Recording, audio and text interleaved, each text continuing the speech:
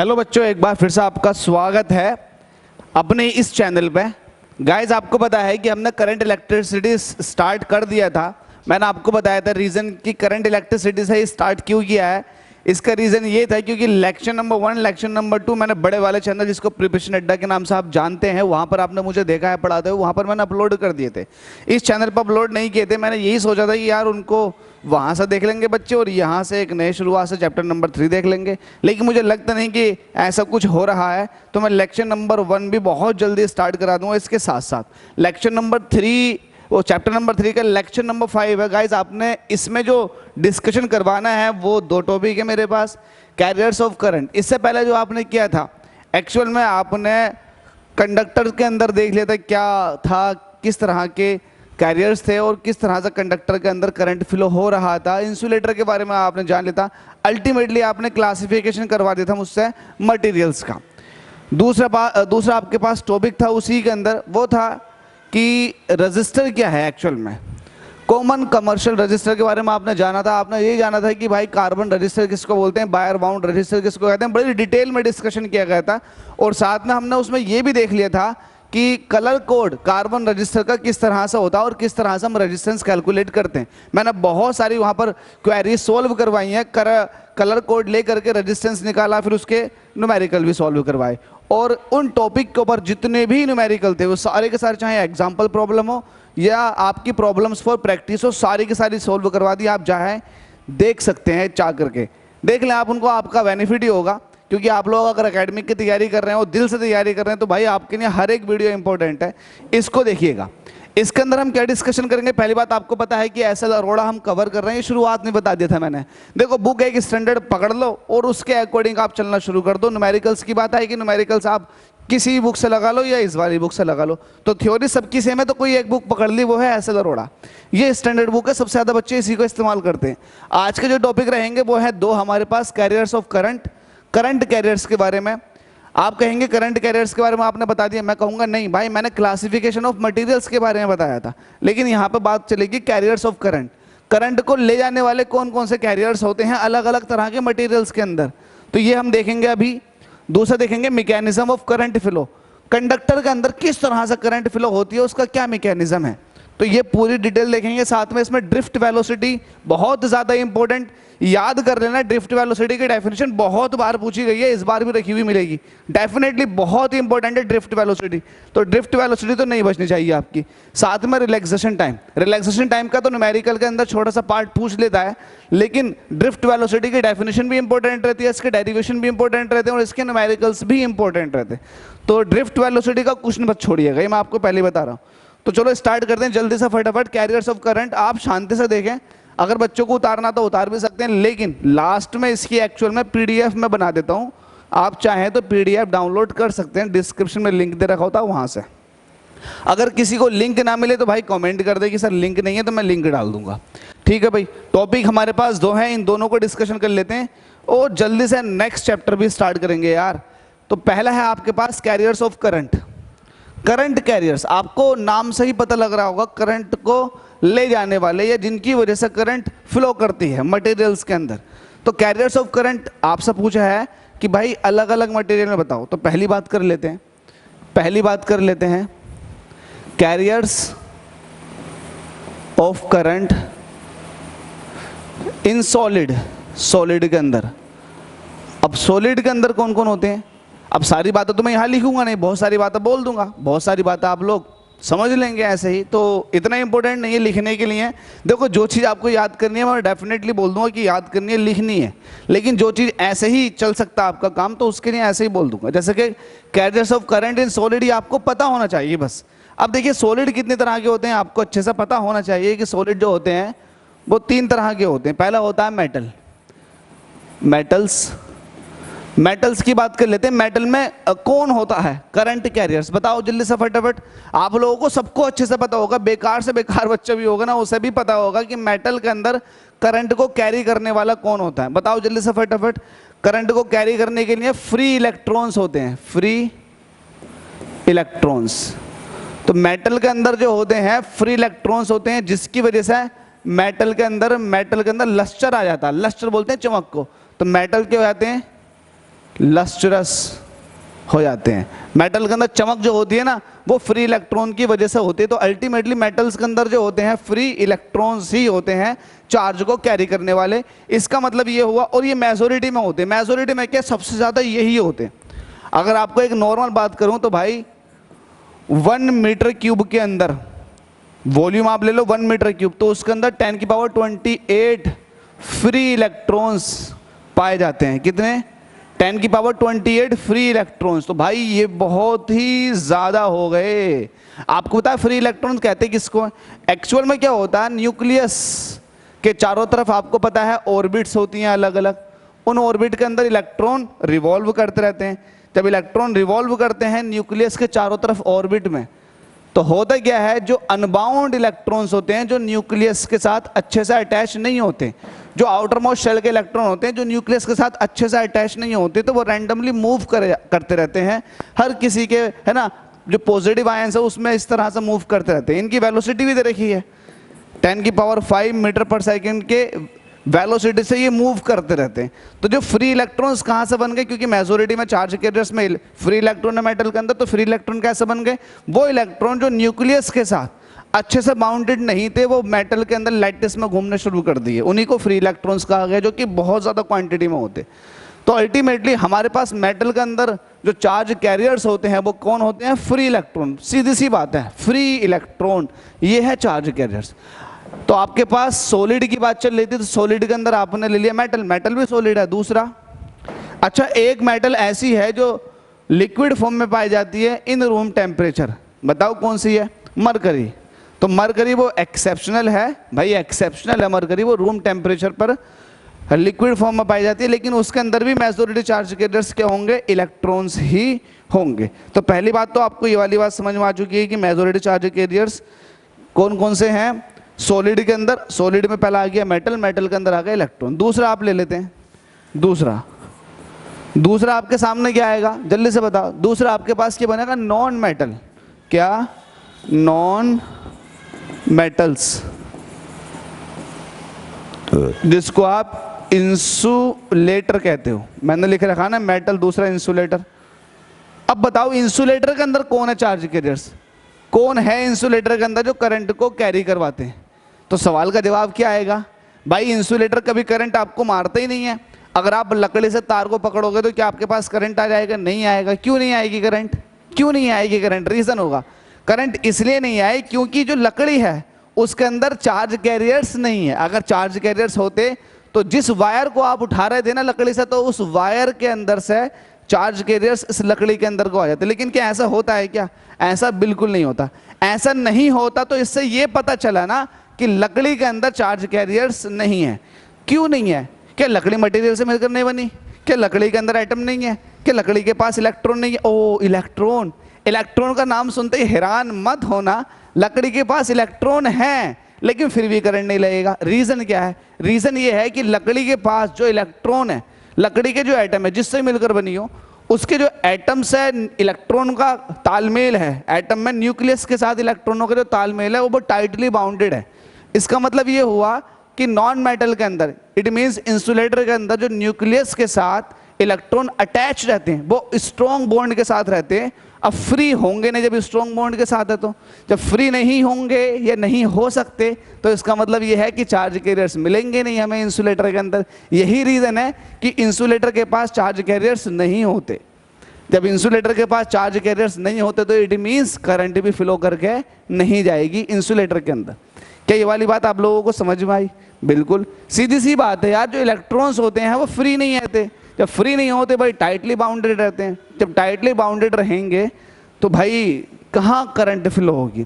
आप ऐसा मान लीजिएगा ना कि घर में, मान लेते हैं घर में 5 लोग हैं आपके, ज़्यादा बच्चे कर रखे हैं आपने, 5 लोग हैं, तो हो सकता है कि उसमें से 1 या 2 बच्चे ऐसे हो जो मस्ती मारते हो पूरे दिन, और हो सकता है कि 2 या 3 बच्चे ऐसे हो जो घर गृहस्थी को चलाते हो।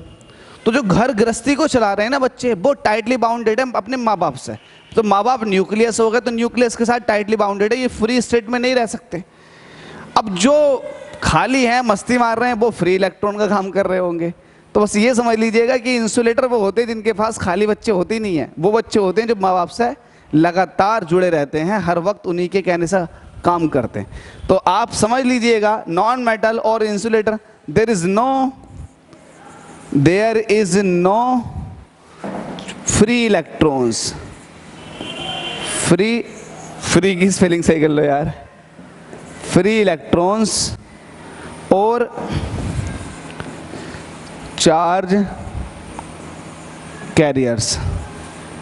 चार्ज कैरियर्स है ही नहीं, फ्री इलेक्ट्रॉन नहीं है। जब फ्री इलेक्ट्रॉन नहीं है तो भाई किसी तरह का कोई कंडक्शन नहीं होगा, तो इंसुलेटर के अंदर कंडक्शन नहीं होता। तो लेकिन ये भी तो सॉलिड स्टेट में पाई जाती है। यस, लकड़ी सॉलिड है, तो सॉलिड स्टेट में ये भी पाया जाता है। लकड़ी, प्लास्टिक और भी बहुत सारे मटेरियल्स हैं जो नॉन मेटल है और सॉलिड स्टेट में पाए जाते हैं। तो आपने मेटल्स के अंदर फ्री इलेक्ट्रॉनों का जिक्र कर लिया कि नॉन मेटल और इंसुलेटर के अंदर फ्री इलेक्ट्रॉन्स नहीं होते हैं। अब इसके बाद आता है सॉलिड में ही क्या, सेमीकंडक्टर। सी पॉइंट है सेमीकंडक्टर का, सेमीकंडक्टर। अब सेमीकंडक्टर के अंदर चार्ज कैरियर कौन कौन से होंगे, ये गजब बात है भाई, सेमीकंडक्टर के अंदर कौन से होंगे। हाँ यार ये भी तो है ना। अब सेमीकंडक्टर जो वो बीच का है, आपने देखे होंगे ना कुछ लोग जैसे छक्के टाइप के होते हैं, किन्नर। अब वो होते क्या है, वो एक्चुअली ना तो इधर के होते हैं और ना इधर के होते हैं, बीच के होते हैं। हमें हंसना नहीं चाहिए यार, उनके गुणसूत्रों में थोड़ा डिफरेंस आ जाता है, जिसकी वजह से ये बच्चे हंस रहे हैं तो मुझे भी हंसी आ गई। एक्चुअल में ऐसा इसलिए होता है क्योंकि जो उनके अंदर क्रोमोसोम्स होते हैं उनका लेवल थोड़ा डिसबैलेंस हो जाता है। अगर थोड़ा सा भी क्रोमोसोम डिसबैलेंस हो गए तो भाई हो सकता है आप लड़के से बीच की कैटेगरी में पहुंच जाएं, लड़की से बीच की कैटेगरी में पहुंच जाएं। तो कुल मिलाकर के ऐसे ही ऐसे ही मटेरियल के अंदर होता है।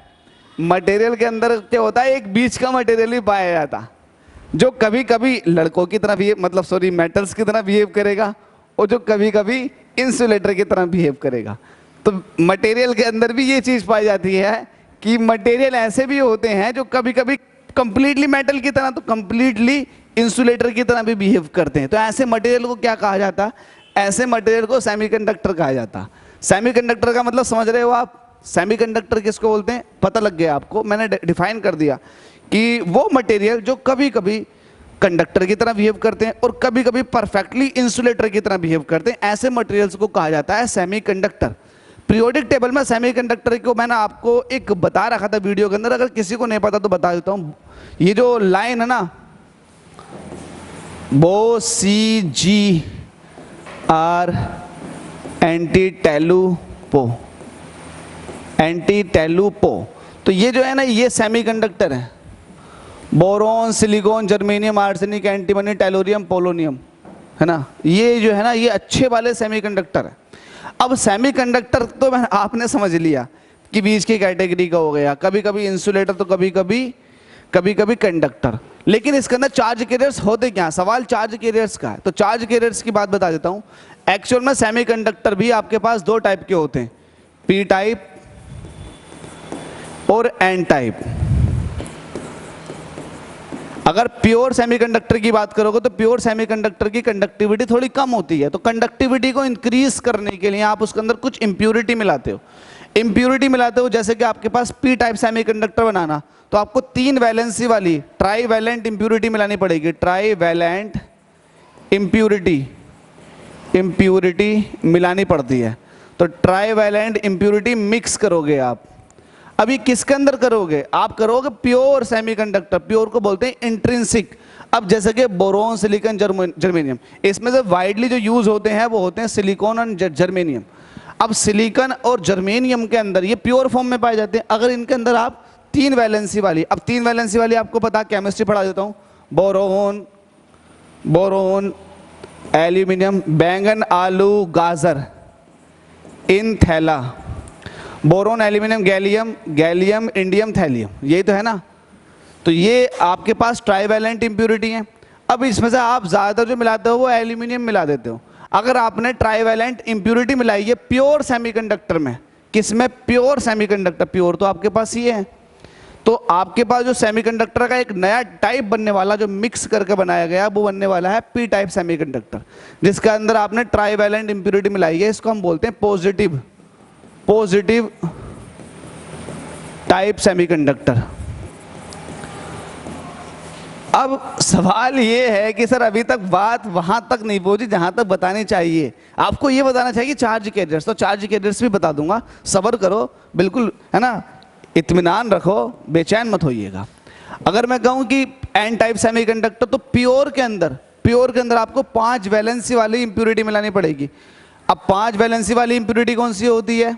Nitrogen, phosphorus, arsenic, antimony, bismuth, नाना पार्टिकल, ऐश्वर्य, सब बिंदास। ठीक है, तो ये आपके पास 5 वैलेंस वाली। जब 5 वैलेंसी वाली मतलब पेंटावैलेंट इंप्योरिटी मिलाओगे प्योर सेमीकंडक्टर के अंदर, प्योर को बोलते हैं इंट्रिंसिक, तब आपके पास जो बनने वाला है, जो मिक्सचर बनने वाला है, उसको बोलते हैं, अब वो मिक्सचर जो है वो प्योर नहीं बचा, इम्प्योर कहलाएगा, लेकिन वो जो सेमीकंडक्टर का टाइप बनेगा उसको बोलते हैं N type, N for negative. तो एन टाइप सेमीकंडक्टर, इसके अंदर मिलाते हैं हम पेंटावैलेंट इंप्योरिटी। जब पेंटावैलेंट इंप्योरिटी मिलाते हैं तो ये जो कहलाता है, ये निगेटिव टाइप सेमीकंडक्टर कहलाता, सेमीकंडक्टर। ठीक है भाई, अब देखो 2 सेमीकंडक्टर हो गए, एक हो गए पी टाइप सेमीकंडक्टर और एक हो गया एन टाइप सेमीकंडक्टर। लेकिन सवाल अभी भी वहां तक नहीं पहुंचे जहां तक पहुंचना चाहिए। सवाल ये था कि चार्ज कैरियर्स कौन कौन से होंगे। तो भाई सेमीकंडक्टर के अंदर 2 चार्ज कैरियर्स होते हैं, electron and holes, electrons and holes. तो ये तो आप मुझसे कहोगे कि ये बात तो आप शुरू में ही बता देते, क्यों इतनी लंबी चौड़ी कहानी गढ़नी पड़ गई। भाई ये जो है ना, ये बताना बहुत जरूरी है, क्योंकि अगर मैं आपको सिर्फ यही बता देता हूं कि भाई इलेक्ट्रॉन और होल्स होंगे, तो बेशक आपको याद भी हो जाएगा, समझ भी आ जाएगी कि हाँ इलेक्ट्रॉन और होल्स होते हैं, लेकिन अब ये नहीं पता चलेगा कि होल क्या है और ये क्यों हुआ इसके अंदर। तो भाई इसके पीछे की पूरी कहानी है कि भाई क्यों इसमें ये होगा और इसमें ये होगा। तो एक्चुअल में सेमीकंडक्टर के अंदर इलेक्ट्रॉन और होल्स दोनों ही चार्ज कैरियर्स हैं, बट सेमीकंडक्टर भी 2 तरह के होते हैं, पी टाइप और एन टाइप। अब इनके अंदर भी चार्ज कैरियर्स दोनों में अलग अलग हैं। देखो किसमें क्या, जो एन टाइप सेमीकंडक्टर जिसको आप निगेटिव बोल रहे हो, निगेटिव तब बनता है जब इसके अंदर एक इलेक्ट्रॉन बच जाता। जब इलेक्ट्रॉन बच गया और लाखों में करोड़ों में इलेक्ट्रॉन बचेंगे, तो इलेक्ट्रॉन का निगेटिव चार्ज होने की वजह से ये जो एन टाइप सेमीकंडक्टर बनेगा ये हो जाएगा निगेटिव टाइप। जब निगेटिव हो जाएगा तो इसके अंदर मेजोरिटी, बहुत इंपॉर्टेंट वर्ड लिख रहा हूं, मेजोरिटी चार्ज कैरियर्स जो आएंगे वो आएंगे इलेक्ट्रॉन्स, आर इलेक्ट्रॉन्स। तो इसके अंदर मेजोरिटी चार्ज कैरियर्स बन गए इलेक्ट्रॉन, क्योंकि N type semiconductor, N for negative मतलब इलेक्ट्रॉन, तो एन टाइप सेमीकंडक्टर का मतलब हो गया मेजोरिटी चार्ज कैरियर्स इलेक्ट्रॉन है। और मत लगाओ, और की जगह एंड लगा दो, एंड माइनॉरिटी चार्ज कैरियर्स। इसमें माइनॉरिटी चार्ज कैरियर्स होल चलते हैं, होल आर होल्स। अब ये होल्स क्या हैं मैं बता देता हूं। एक्चुअल में जहां से इलेक्ट्रॉन हटकर चला जाता, एक लैटिस है, लैटिस के अंदर इलेक्ट्रॉन था, इलेक्ट्रॉन हटकर चला गया, जहां से गया तो वहां पर एक स्पेस बन जाता, एक वॉइड बन जाता, उसको हम होल कहते हैं।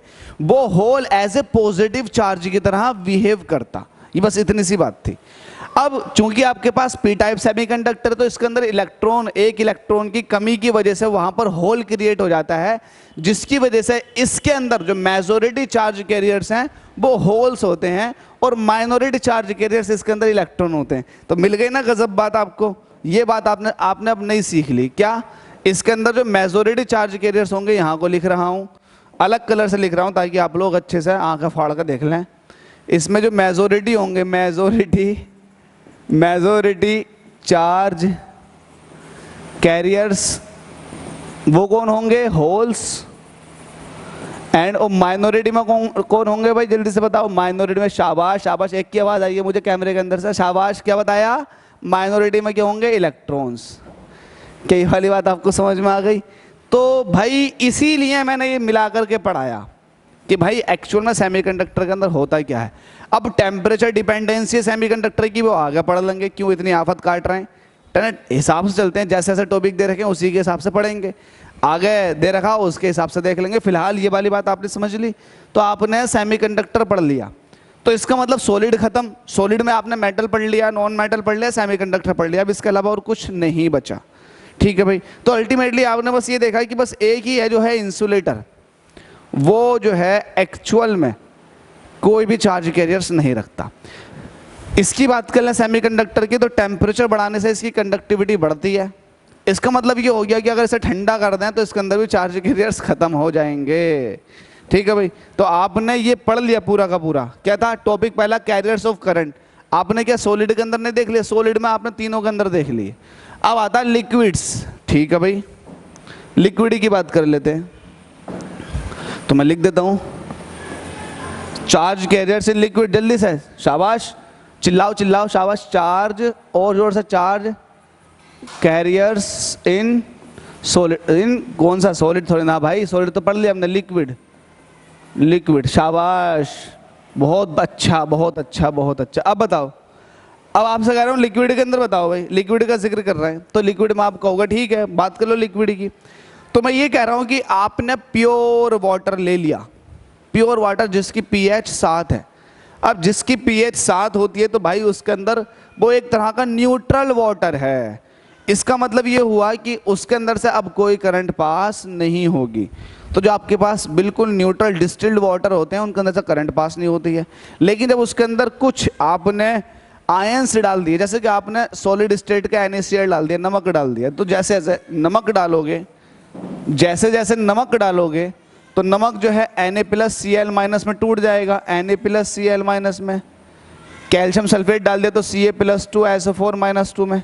तो जैसे ही आपने सॉल्ट को वाटर के अंदर डिसॉल्व कराया तो हमारे पास चार्ज कैरियर्स मिल गए, करंट पास होनी शुरू हो गई। जब आपके पास न्यूट्रल वाटर था और आपने उस वक्त करंट पास कराने की कोशिश की तो करंट पास नहीं हुई। लेकिन जैसे ही आयंस वाटर के अंदर आ गए अब करंट पास होनी शुरू हो गई। तो इससे क्या पता चला? इससे ये पता चला कि जो लिक्विड होता है, लिक्विड के अंदर चार्ज कैरियर्स जो होते हैं वो एक्चुअल में आयंस होते हैं। कौन होते हैं? आयंस। तो मैं लिख देता हूं चार्ज कैरियर्स इन लिक्विड, तो मैं यहां लिख देता हूं आयंस, मोटे मोटे शब्दों में आयंस।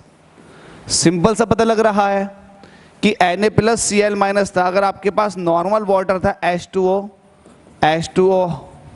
है ना, ये बिल्कुल आपके पास pH वैल्यू 7 वाला, तो इसके अंदर से no charge carrier, no charge carriers. लेकिन जैसे ही आपने इसके अंदर सॉल्ट को डिसॉल्व कराया, डिसॉल्व सॉल्ट, जैसे आपने सॉल्ट को डिसॉल्व कराया तब आपके पास फ्री आयंस मिल गए। अब ये फ्री आयंस जो है ये चार्ज कैरियर्स का काम करेंगे। तो इसका मतलब ओवरऑल यहाँ से ये पता लगा कि जो लिक्विड्स होते हैं उनके पास चार्ज कैरियर्स क्या होते हैं? आयंस होते हैं। ये वाली बात ध्यान रख लेना, ठीक है। अब आयंस होते हैं, जैसे कि आपके पास अगर मैं ये कहूँगा कि Na+ है, सोडियम प्लस है, तो इसके पास आयन है, आयन हो गया सोडियम प्लस। जब सोडियम प्लस आयन हो गया तो मैं पूछूंगा इसके पास इलेक्ट्रॉन कितने हैं? तो भाई इलेक्ट्रॉन, एक इलेक्ट्रॉन के बराबर चार्ज है, एक इलेक्ट्रॉन के बराबर इसके पास चार्ज है, एक इलेक्ट्रॉन के पास, एक इलेक्ट्रॉन के बराबर इसके पास पॉजिटिव चार्ज है। अगर Cl-1 होता तो मैं ये कहता कि भाई एक इलेक्ट्रॉन के बराबर नेगेटिव चार्ज है। कैल्शियम होता, कैल्शियम+2 होता तो भाई 2 इलेक्ट्रॉन के बराबर चार्ज है। तो अल्टीमेटली आपको सीधी सीधी बात समझ में आ जानी चाहिए। प्लस बस इतना इंडिकेट करता है कि इलेक्ट्रॉनों की कमी, निगेटिव ये इंडिकेट करता है कि इलेक्ट्रॉन ज़्यादा, तो है तो ओवरऑल इलेक्ट्रॉन के चार्ज के बराबर। तो ये बेसिक बात थी। आयंस जो होते हैं वो चार्ज कैरियर्स होते हैं लिक्विड के अंदर। अब बात आ जाती है गैस के अंदर। क्या आ जाती है? गैस। तो चार्ज कैरियर्स, कैरियर्स इन गैस। गैस के अंदर, गैस के अंदर चार्ज कैरियर्स कौन होते हैं? एक्चुअल में जब गैस को आप आयनाइज कर देते हो, क्या कर देते हो? आयनाइज। तो मैं लिखता हूं आफ्टर आयनाइजेशन। आपने गैस को आयनाइज कर दिया तो जो गैस के अंदर मॉलिक्यूल्स हैं, सपोज दैट ऑक्सीजन है, नाइट्रोजन है, ऑर्गन है, CO2 है, और भी बहुत सारी गैसेस है, क्लोरीन है, फ्लोरीन है, तो और भी बहुत सारी गैसेस है। जो ट्रेसेस की फॉर्म में, मेजॉरिटी में तो ऑक्सीजन और नाइट्रोजन ही है। तो जैसे ही आप आयनाइजेशन करते हो, फिलहाल बिफोर आयनाइजेशन की बात कर लें तो जैसे आप नॉर्मल स्टेट में है, अगर नॉर्मल स्टेट में करंट पास कराने की कोशिश करोगे हवा में से तो करंट पास नहीं होगी, क्योंकि करंट पास होने के लिए कोई चार्ज कैरियर्स का होना बहुत ज़रूरी है। अब चार्ज कैरियर ही नहीं है हवा के पास तो कहाँ से करंट पास हो जाएगी, कहीं से नहीं होगी। लेकिन अगर मैं उसी हवा को आयनाइज कर दूं, आयनाइज का मतलब ये है, आयनाइजेशन एक फिनोमेना होता है, केमिस्ट्री और फिजिक्स दोनों के अंदर आप पढ़ लोगे कि हम क्या करते हैं, किसी भी एटम के अंदर से आउटर मोस्ट शेल के इलेक्ट्रॉन को निकाल देना। जब आउटर मोस्ट शेल के इलेक्ट्रॉन निकाल देंगे तो ये एटम अब अनस्टेबल हो जाएगा, इसके ऊपर या तो पॉजिटिव चार्ज आएगा, क्योंकि आपने इलेक्ट्रॉन निकाला तो ओवरऑल पॉजिटिव चार्ज आ जाएगा, या हो सकता है कि आप जबरदस्ती इलेक्ट्रॉन डाल दें तो अब नेगेटिव चार्ज आ जाएगा। तो अल्टीमेटली आयनाइजेशन में ये होता है कि हम आउटर मोस्ट शेल के इलेक्ट्रॉन को निकाल देते हैं, तो ये प्रोसेस कहलाता है आयनाइजेशन। इस कंडीशन में बॉडी के ऊपर पॉजिटिव चार्ज आ जाता है। यहाँ पर गैस की बात कर रहे हैं तो गैसेस मॉलिक्यूल जो है उनके पास पॉजिटिव चार्ज आ जाएगा। जब पॉजिटिव चार्ज आ गया तो इसका मतलब आपकी जो गैस है वो आयनाइज हो चुकी है। तो जब आयनाइज हो गई तो इसका मतलब आयनाइजेशन के बाद चार्ज आ गया जो गैस के मॉलिक्यूल्स थे। तो इसका मतलब अब जब चार्ज आ चुका है तो ये चार्ज जो है ये करंट को कैरी करवा सकता है। जब करंट कैरी करवाएगा तो इसका मतलब ये है कि हमारी करंट पास हो गई। तो इसका मतलब गैस के अंदर से अगर करंट पास करवानी है तो आपको आयनाइजेशन मस्ट है गैस का। अगर आयनाइजेशन नहीं है तो भाई चार्ज कैरियर्स नहीं मिलेंगे, लेकिन जब आयनाइज हो चुकी है तो आपको चार्ज कैरियर्स मिलेंगे। तो इसका मतलब आफ्टर आयनाइजेशन जो आपके पास चार्ज कैरियर्स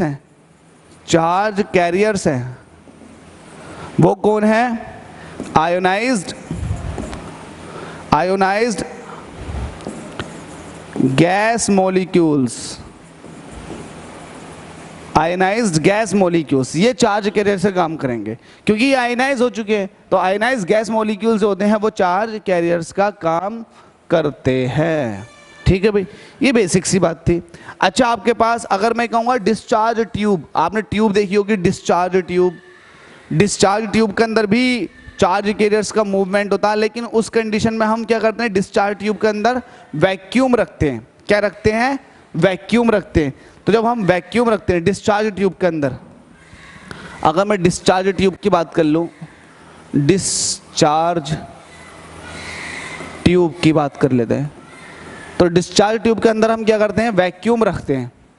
वैक्यूम रखा, बहुत ही ज़्यादा कम प्रेशर रखा और आपने यहाँ पर पोटेंशियल डिफरेंस लगा दिया। तब होगा क्या, यहाँ पर एक टर्मिनल पॉजिटिव होता है, दूसरा टर्मिनल क्या होता है, निगेटिव होता है।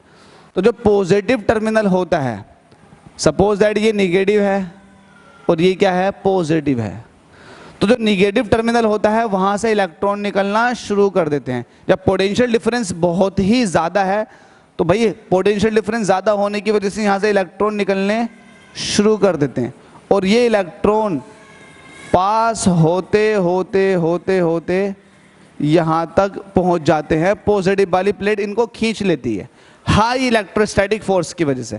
अगर आप इस डिस्चार्ज ट्यूब के अंदर गैसेस रखना चाहें, जैसे कि आपने यहाँ पर रख दी, कोई भी गैस रख दी, तो वो गैस भी अगर आपने आयनाइज कंडीशन में रखी तब उसके अंदर चार्ज कैरियर्स जो होंगे वो खुद गैस बन जाएगी। लेकिन फिलहाल डिस्चार्ज ट्यूब के अंदर से हमने सारी गैस निकाल रखी है, तो इसके अंदर जो चार्ज कैरियर्स होते हैं वो इलेक्ट्रॉन, अब निगेटिव से तो इलेक्ट्रॉन आते हैं लेकिन पॉजिटिव प्लेट से भी पॉजिटिव चार्ज पार्टिकल्स आते हैं इधर को।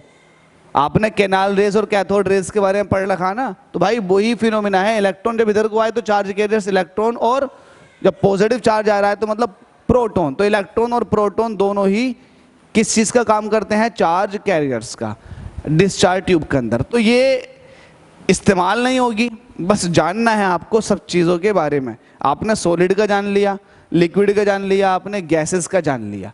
अब इसके बाद जो हमारा सेकंड टॉपिक था वो इम्पोर्टेंट है। वो क्या है आपके पास, mechanism of current flow in conductor. Conductor के अंदर से किस तरह से करंट फ्लो होता है, क्या मैकेनिज्म है, तो ये बात जान लो। तो इसको देखो, इसमें ड्रिफ्ट वेलोसिटी और रिलैक्सेशन टाइम के बारे में बताऊंगा। तो यहाँ पर है, मैं लिख देता हूँ, क्या है भाई, मैकेनिज्म। सेकंड टॉपिक आपका ये mechanism of current flow in conductor, मतलब आपको ड्रिफ्ट वेलोसिटी के। बच्चों यार ये कैमरा स्टॉप हो गया था, मैंने बाद में देखा। तो drift velocity and relaxation time, ये दो बातें हैं आपको देखनी पड़ेंगी। किसके अंदर देखनी पड़ेंगी? Mechanism of current flow in conductor. इसी दौरान सीख लोगे आप कि ड्रिफ्ट वेलोसिटी क्या होती है और रिलैक्सेशन टाइम क्या होता है, समझिएगा।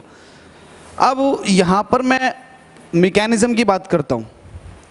अगर मैं ये कह रहा हूँ कि आपके पास कोई कंडक्टर है, उस कंडक्टर के पास फ्री इलेक्ट्रॉन्स पाए जाते हैं। कितने फ्री इलेक्ट्रॉन्स होते हैं समझ लो आप।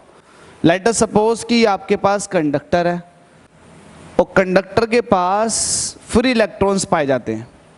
ये आपके पास एक कंडक्टर है, इसके पास फ्री इलेक्ट्रॉन्स होंगे, निगेटिव चार्ज के साथ दिखा रहा हूँ, और ये फ्री इलेक्ट्रॉन्स रैंडमली मूव कर रहे होंगे इधर से उधर को, है ना। ये रैंडमली मूव कर रहे होंगे, कोई नीचे की तरफ को कर रहा होगा तो कोई ऊपर की तरफ को कर रहा होगा। तो ये फ्री इलेक्ट्रॉन रैंडमली मूव कर रहे हैं। मैं इनको बना के दिखा देता हूँ। क्या कोई जानता है कि ये रैंडमली मूव क्यों करते हैं? क्यों करते हैं मैं बताता हूँ। रैंडमली मूवमेंट का क्या रीज़न है?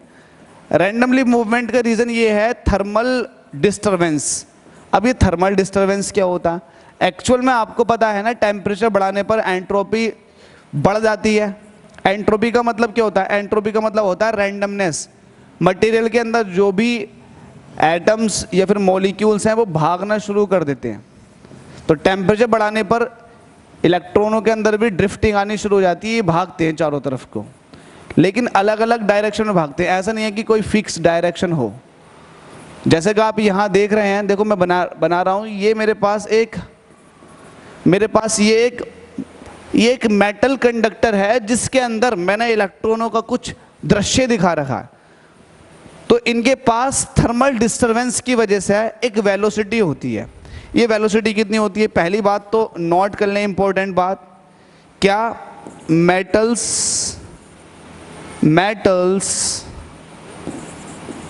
metals have generally 10 की power 28 free electrons per meter cube। 10 की पावर 28 फ्री इलेक्ट्रॉन्स पाए जाते हैं मेटल के पास हर 1 मीटर क्यूब के अंदर, इतने फ्री इलेक्ट्रॉन्स। और ये free electrons they have these free electrons, ऐसे लिख देते हैं, these free electrons moves randomly in each direction. किसकी वजह से होता है ये इनके बीच में डायरेक्शन, या फिर इनके जो मूवमेंट होता है वो किसकी वजह से होता है? Due to thermal disturbances, due to thermal disturbance.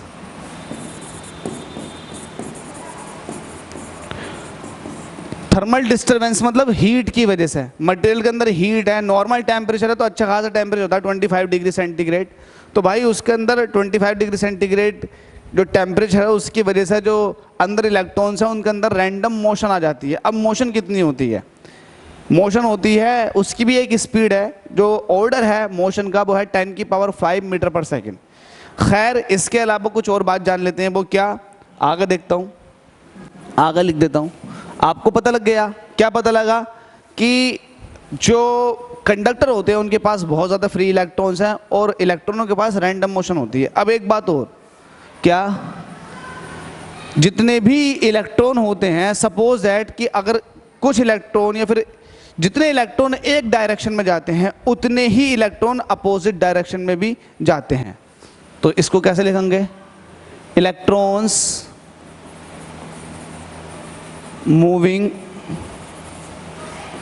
In any direction, electrons moving in any direction, the same number of electrons also moves in in opposite direction. Hence,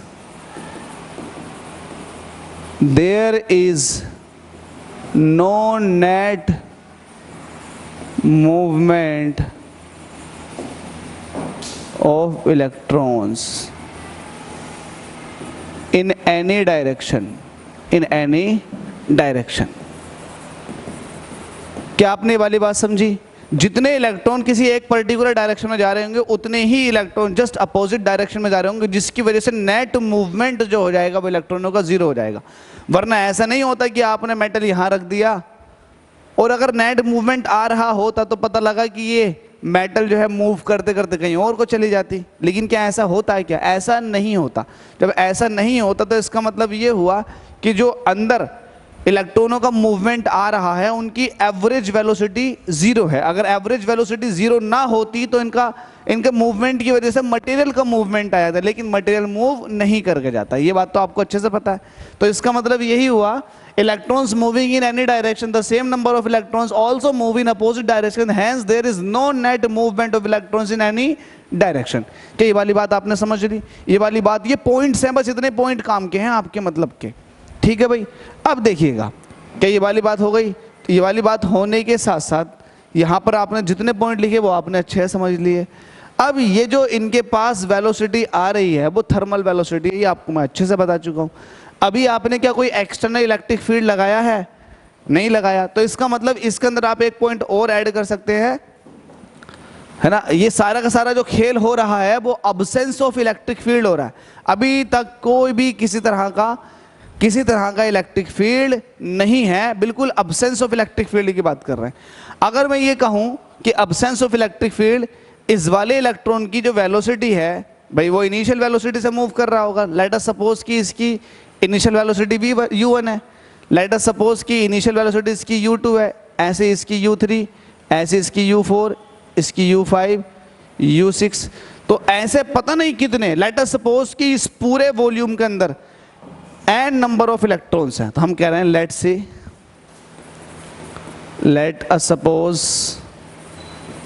us suppose सही करके लिखते हैं यार, जल्दबाजी में ना थोड़ा राइटिंग बिगड़ रहा है। Let us suppose capital N number of free electrons are in the conductor. ठीक है भाई। And these electrons have u1, u2, u3, u4 dash un। ये क्या है? सब थर्मल वेलोसिटीज,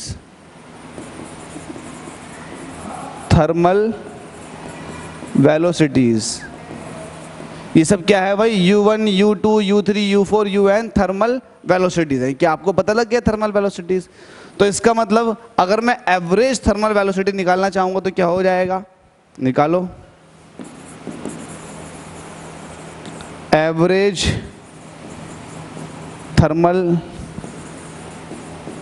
वेलोसिटीज वो कितना हो जाएगा? u1 प्लस u2, जितने भी इलेक्ट्रॉन हैं उन सबकी वेलोसिटी को ऊपर आप ऐड कर दो और जितने इलेक्ट्रॉन थे उतने से आप डिवाइड कर दो। यहाँ पर आपने जब n ले रखा तो यहाँ पर आप भी n बोलो, ठीक है।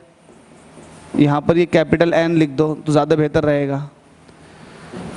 अब चूंकि ये ज़ीरो होगी, क्यों ज़ीरो होगी? मैंने आपको शुरुआत में बता दिया था, वो लिखी हुई है ऊपर वाली लाइन, जितने इस तरफ को मूव कर रहे हैं। तो इसका मतलब अगर उनका वेक्टर सम देखोगे तो जितने इधर को मूव कर रहे हैं उतने इधर भी मूव कर रहे हैं, तो नेट कितना निकल कर आ जाएगा? जीरो निकल कर आ जाएगा।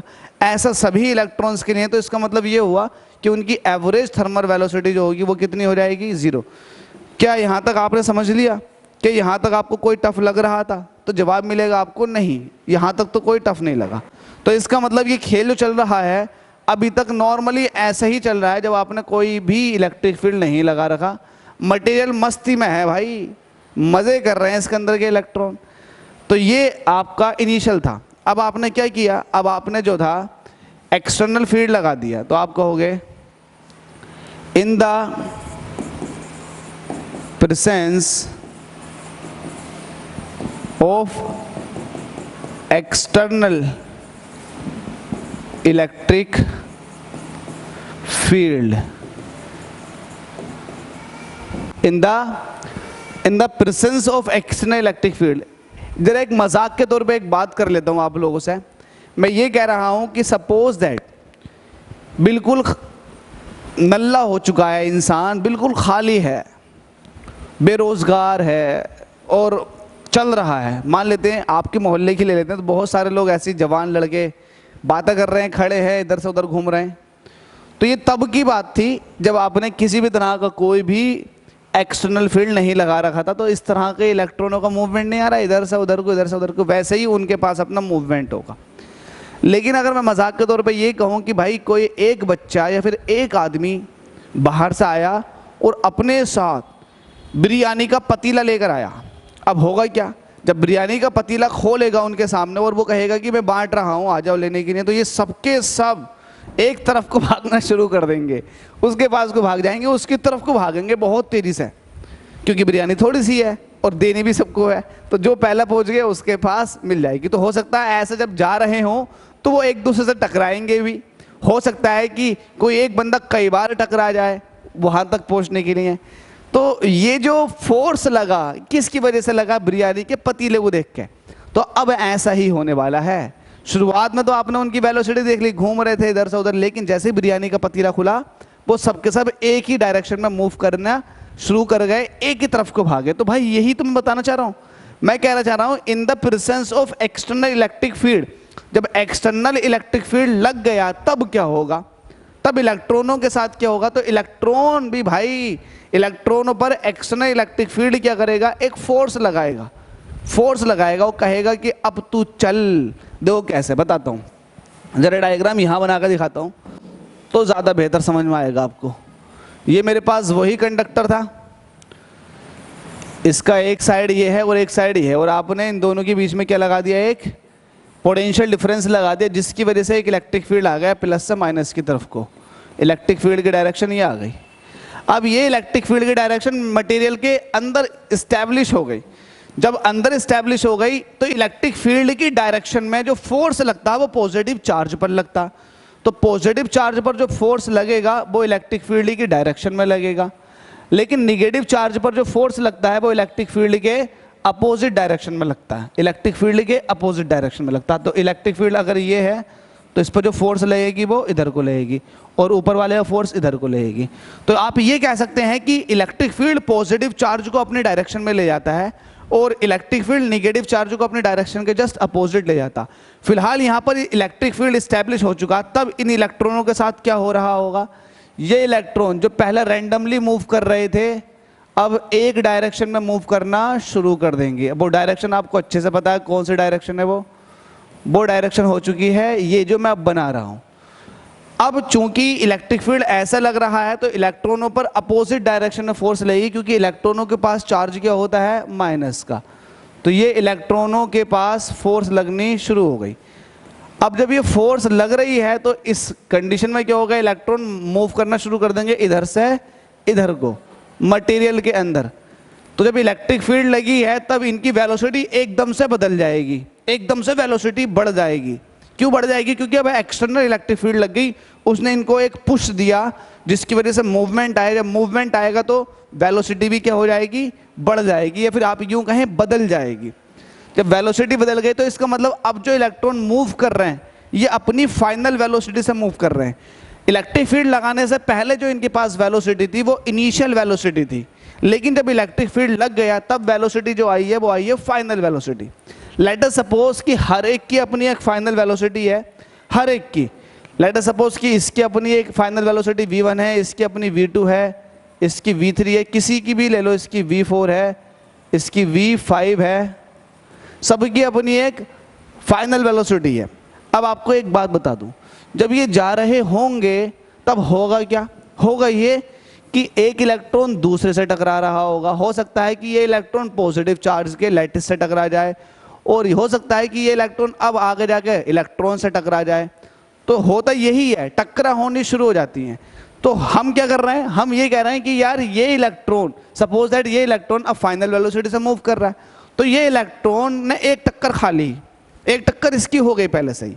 अब दूसरी टक्कर लगने के जो बीच का टाइम है उसको आपने टाउ से कह दिया। लेट अस सपोज कि v1 ने जो है ना वो टाउ 1 का टाइम इंटरवल लिया है और v2 ने टाउ 2 का लिया है, ऐसे v3 वाला जो होगा वो टाउ 3 का लेगा। दो सक्सेसिव कोलिजन के बीच का टाइम हो गया ये किसी भी एक इलेक्ट्रॉन की। क्या आपने ये वाली बात समझ ली? जब ये वाली बात समझ ली तो काफ़ी हद तक आपने कंप्लीट कर दिया, काफ़ी हद तक आपने फिर समझ लिया, इसमें कुछ नहीं रखा, कुछ है ही नहीं इसके अंदर, क्या समझेंगे आप? सीधी सी बात है, जब कोई एक्सटर्नल फील्ड नहीं लगेगा तो भाई इधर से उधर मूव करेंगे, और जब काम धंधा होगा, जब कुछ बटेगा तो भाई एक तरफ को भागेंगे। तो वैसे ही हुआ था, इलेक्ट्रिक फील्ड ने इन सब पर फोर्स लगाई, ये फोर्स किधर को लग रही है? इस तरफ को। अगर फोर्स की वैल्यू निकालूंगा तो माइनस का E इंटू ई, ये वाली फोर्स निकल कर आएगी, क्योंकि आपने फोर्स का एक फॉर्मूला पढ़ लगा, F इज इक्वल टू क्या होता है? Q इंटू ई। अब Q जो है वो चार्ज है, इलेक्ट्रॉन के पार चार्ज जो होता है वो माइनस का E होता, तो माइनस का E इंटू इलेक्ट्रिक फील्ड, ये निकल कर आएगी फोर्स। ये फोर्स किस पर लग रही है?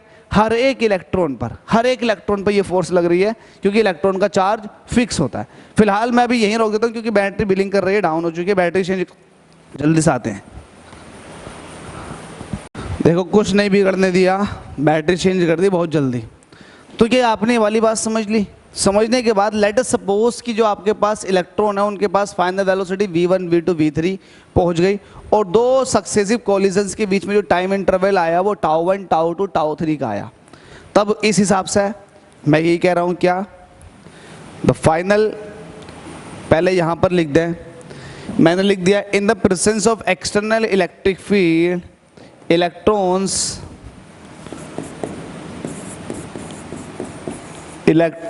will move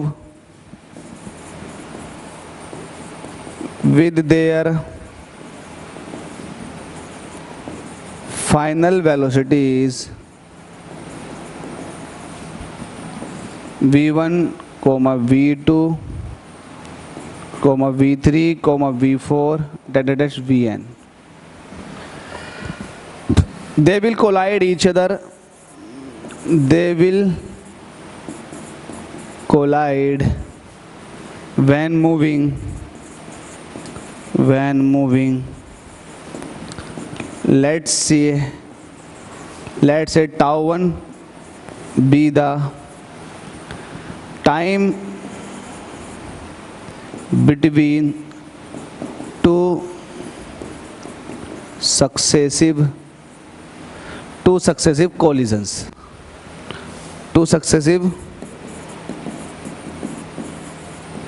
आपने कह दिया टाउ 1 जो टाइम है वो दो सक्सेसिव कोलिजन्स के बीच का है। अब आपको एक चीज़ का पता है इसके अंदर, जब आपने एक्सटर्नल इलेक्ट्रिक फील्ड लगाया तो इनके पास ड्रिफ्टिंग आई, इलेक्ट्रॉनों के पास ये मूव करना शुरू कर दिया उन्होंने बहुत तेज़ी से। अब इस कंडीशन में क्या होगा कि इनके पास एक एक्सीलरेशन आ जाएगा।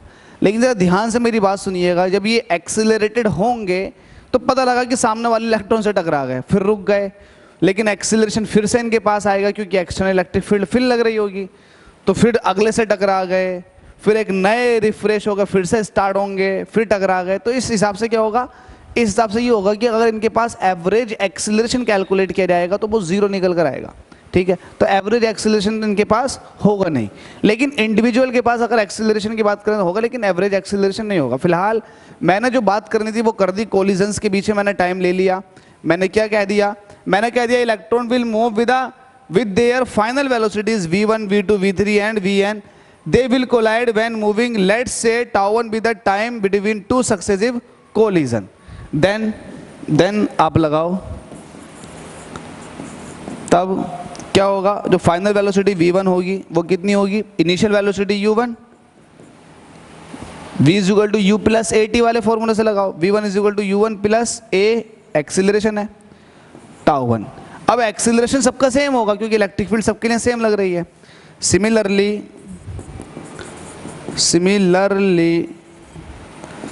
v2 इज इक्वल टू कितना हो जाएगा? u2 plus a tau 2। इसी तरह से बाकियों का निकल कर आ जाएगा क्या? vn is equal to un plus का a टाउ n। ये आपके पास जो आ गई वो फाइनल वेलोसिटीज आ गई। ठीक है भाई। अब आपको क्या करना है, अब आपको इन सभी इलेक्ट्रॉन्स की एवरेज वेलोसिटी कैलकुलेट करनी है, क्योंकि वहीं पहुंचना है आपको, एवरेज वेलोसिटी आपका हदफ है। तो आप ये कहोगे एवरेज वेलोसिटी। ये कहने का रीज़न भाई ये भी है क्योंकि आप किसी एक इलेक्ट्रॉन के लिए कहाँ स्टडी कर रहे हैं, आप तो सबके लिए कर रहे हैं, तो सबका तो आपको एवरेज ही लेना पड़ेगा। Average velocity of electrons, let's say इसको आपने कह दिया वीडी। क्या कह दिया? वीडी। अब एवरेज वेलोसिटी क्या होगी? एवरेज वेलोसिटी क्या होगी?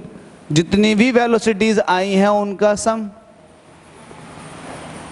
भाई यही तो हुआ है, उनका सम कर दो आप, और जितने आपके पास इलेक्ट्रॉन्स हैं उतने से डिवाइड कर दो। आपके पास n इलेक्ट्रॉन है, n से डिवाइड कर दिया आपने। ठीक है, मैं स्मॉल n कैपिटल N एक ही मान के चल रहा हूँ, एक ही है, मुझसे बस बन रहा, धोखे से बन जाता वो जल्दी जल्दी में। जरा यहाँ V1 की वैल्यू पुट करो, तो मैं यहाँ दिखा रहा हूँ। यहाँ जब मैं V1 की वैल्यू पुट करूँगा, V1 क्या हो जाएगा? U1 plus a tau 1। इसी तरह से मैं V2 की वैल्यू पुट करूँगा, तो U2 प्लस a टाउ 2। इसी तरीके से मैं अगले इलेक्ट्रॉन की वैल्यू पुट करूँगा, तो करते करते मैं सब में लास्ट में पहुँच जाऊँगा। तो Vn की वैल्यू पुट कर देते हैं, तो Un प्लस का a टाउ n। ये करने के बाद अब मुझे क्या करना है? इनका एवरेज लेना। तो मैं क्या करूँगा? n से डिवाइड कर दूँगा। ये कैपिटल N बनाया मैंने यहाँ भी, और ये भी कैपिटल N ही है। ठीक है भाई। अब आप एक काम कर लो, U1 U2 U3 ये सब ले लो आप। तो आपने कर दिया U1 plus U2 plus U3 plus dash dash UN। इनको आपने अलग कर दिया और n आपने अलग ले लिया, क्योंकि इनमें जितने ही पार्ट हैं आपने उनको अलग कर लिया, U वाले पार्ट को, और a कॉमन लेकर टाउ वाले पार्ट को आपने अलग कर लिया। तो tau 1 plus tau 2 plus dash dash tau n। किसी बच्चे को उम्मीद करता हूँ कि इसमें तो कोई दिक्कत नहीं आई होगी। सिंपल सा कुछ नहीं किया मैंने, U1 वाले पार्ट को अलग ले लिया, क्योंकि ये जब ऐड हो रहे हैं तो इसका मतलब n जो है वो हर एक को डिवाइड करेगा, हर एक टर्म को। तो मैंने U वाली टर्मों को अलग ले लिया और a टाउ वाली टर्मों को अलग ले लिया। क्योंकि आपको पता है कि ये जो वैल्यू थी ये कितनी थी, जल्दी से बताओ। एवरेज थर्मल वेलोसिटी ये 0 थी, ये 0 थी, क्योंकि आपने पढ़ रखा कि एवरेज थर्मल वेलोसिटी वो कितनी निकल कर आई थी, वो कितनी निकल कर आई थी। यहाँ से आपने पढ़ रखा एवरेज थर्मल वेलोसिटी, आगे दे रखा कितना था आपके पास? 0। इसको इक्वेशन 1 कह सकते हो, ताकि मैं वहाँ लिख सकूँ फ्रॉम इक्वेशन फर्स्ट, है ना। ये वाली बात कहाँ गया?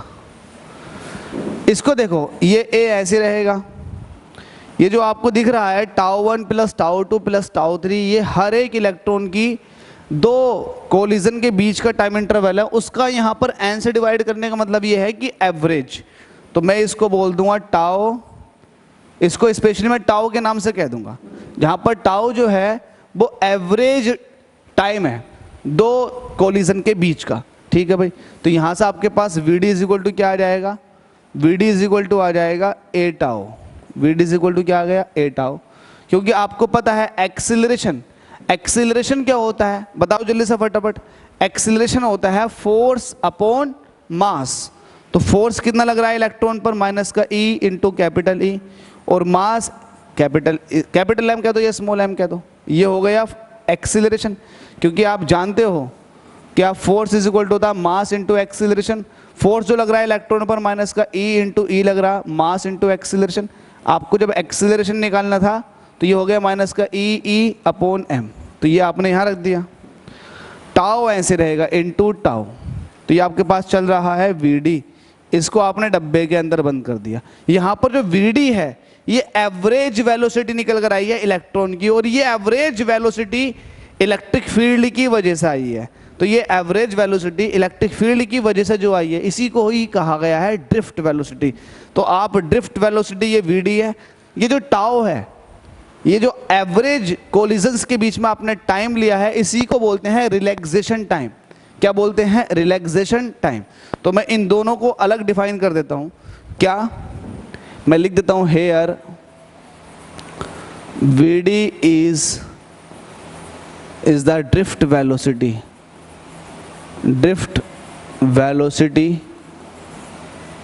of electrons and tau is the relaxation time। तो यहां पर Vd क्या है, ये भाई आपको पता लग गया है कि ये आपके पास ड्रिफ्ट वेलोसिटी है और टाउ क्या है, रिलैक्सेशन टाइम। तो ये डेरिवेशन आपका यहीं खत्म हो जाता है। लेकिन Vd और टाउ की एक अलग से डेफिनेशन पूछी जाती है, तो Vd की डेफिनेशन दो, define a definition of Vd। ठीक है भाई, तो इसको डिफाइन किस तरह से करोगे, ये क्या थी, एवरेज वेलोसिटी थी इलेक्ट्रॉन की, कब थी, जब एक्सटर्नल इलेक्ट्रिक फील्ड लगाया गया था। तो आप कहोगे drift velocity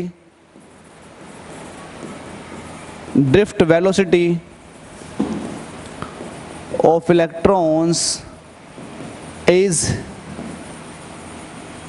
average, drift velocity of electrons is average velocity of electrons कब, under the influence, under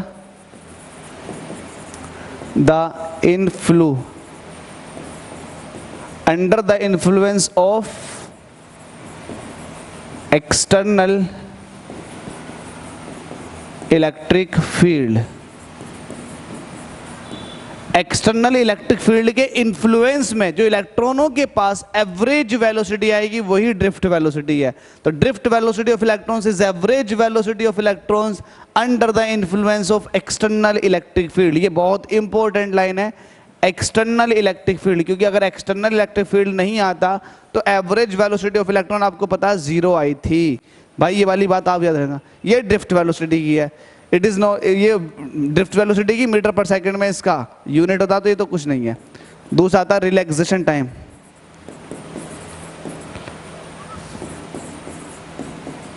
relaxation time क्या होता है भाई, it is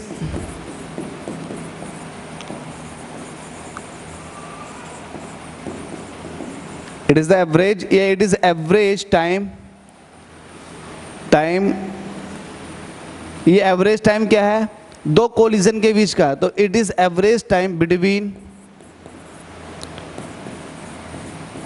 two successive collisions